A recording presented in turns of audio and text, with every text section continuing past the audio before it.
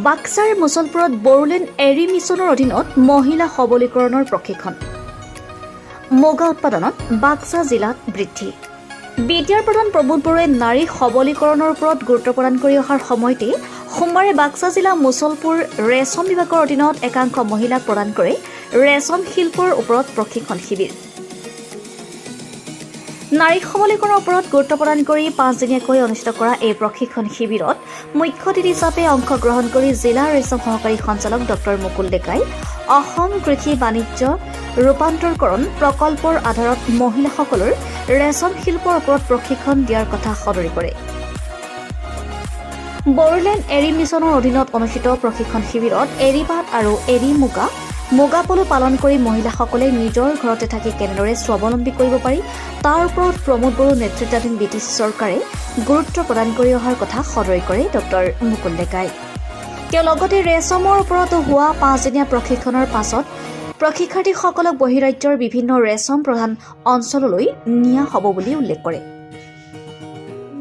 বাক্সা জিলাত থকা 13খন এৰি পাত আৰু মুগা ফাৰ্মৰ ভিতৰত মুগাৰ উৎপাদন পূৰ্বতকৈ বৃদ্ধি হোৱা বুলি মন্তব্য কৰে ৰেচম বিভাগৰ সহকাৰী সঞ্চালক ডক্টৰ মুকুল ডেকাই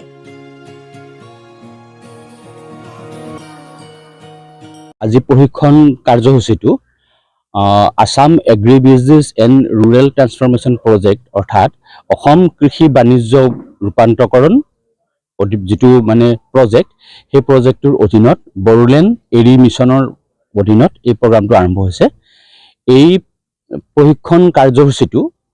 মুঠতে 5 দিনীয়া আমাৰ আজি আৰম্ভ হৈছে 19 তাৰিখৰ পৰা 23 তাৰিখলৈ এই প্ৰশিক্ষণ কাৰ্যসূচী চলিব আৰু পিছত এদিন তেওঁলোকক